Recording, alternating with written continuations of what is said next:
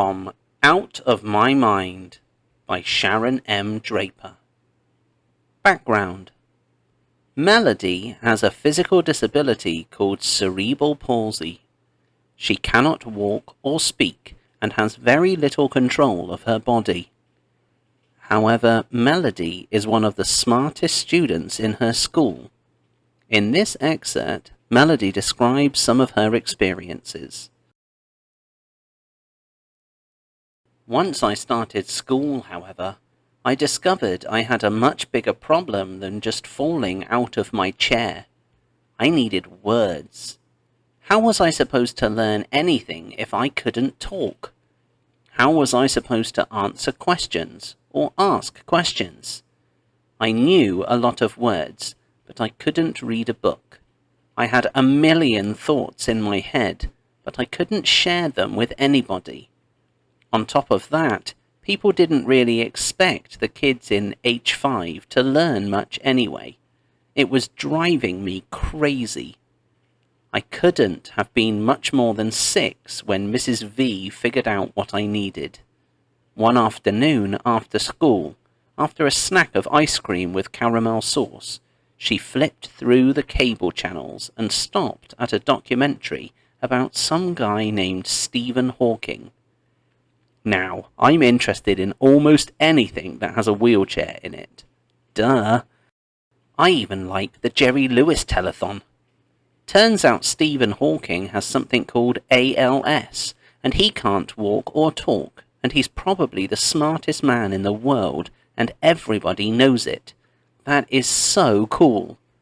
I bet he gets really frustrated sometimes. After the show went off, I got real quiet. "He's like you, sort of, isn't he?" Mrs. V asked. I pointed to yes on my board, then pointed to no. "I don't follow you." She scratched her head. I pointed to need on my board, then to read.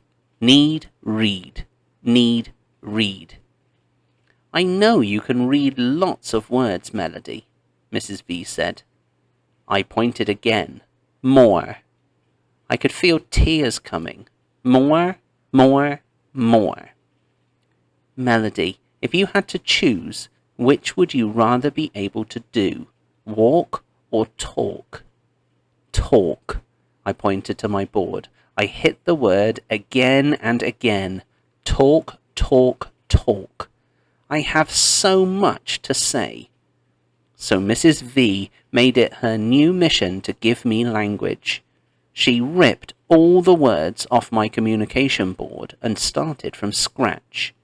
She made the new words smaller so more could fit. Every single space on my talking board got filled with names and pictures of people in my life, questions I might need to ask, and a big variety of nouns and verbs and adjectives, so I could actually compose something that looked like a sentence. I could ask, "Where is my book bag?" or say, "Happy birthday, Mum," just by pointing with my thumb. I have magic thumbs, by the way. They work perfectly. The rest of my body is sort of like a coat with the buttons done up in the wrong holes. But my thumbs came out with no flaws, no glitches, just my thumbs. Go figure. Every time Mrs. V would add new words, I learned them quickly, used them in sentences, and was hungry for more. I wanted to read. So she made flashcards. Pink for nouns, blue for verbs, green for adjectives. Piles and piles of words I learned to read. Little words like fish and dish and swish. I like rhyming words. They're easy to remember. It's like a buy one, get the rest free sale at the mall. I learned big words like caterpillar and mosquito, and words that follow crazy rules like knock and gnome. I learned all the days of the week, months of the year, all the planets, oceans, and continents. Every single day I learned new words. I sucked them in and gobbled them up like they were Mrs. V's cherry cake. And then she would stretch out the cards on the floor. position me on a big pillow so I could reach them, and I'd push the cards into sentences with my fists. It was like stringing the beads of a necklace together to make something really cool. I liked to make her laugh, so I'd put the words into wacky order sometimes. The blue fish will run away. He does not want to be dinner. She also taught me words for all the music I heard at home. I learned to tell the difference between Beethoven and Bach, between a sonata and a concerto. She'd pick a selection on a CD, then ask me the composer. Mozart. I'd point to the correct card from the choices she'd set in front of me. Then I'd point to the colour blue on my board. Huh? She asked. When she played a selection from Bach, I'd point to the correct composer, then once again touch the colour blue on my board. I also touched purple. She looked confused. I searched around for the right words to explain what I meant. I wanted her to understand that music was colourful when I heard it. I finally realised that even Mrs. V couldn't figure out everything in my head. We kept going. Sometimes she'd play hip-hop music, sometimes oldies. Music and the colours it produced flowed around her as easily as her clothing. Mrs. V took me outside in all kinds of weather. One day she actually let me sit outside in the rain. It was steaming hot, and I was sticky and irritable. It must have been about 90 degrees outside. We were sitting on her porch, watching the storm clouds gather. She told me the names of all the clouds and made up stories about them. I knew that later she'd have the names of every kind of cloud on word cards for me. Big old Nimbus up there, he's black and powerful and can blow all the other clouds out of the sky. He wants to marry Miss Cumulus Cloud, but she's too soft and pretty to be bothered with such a scary guy. So he gets mad and makes storms, she told me.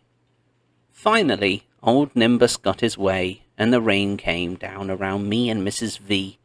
It rained so hard I couldn't see past the porch.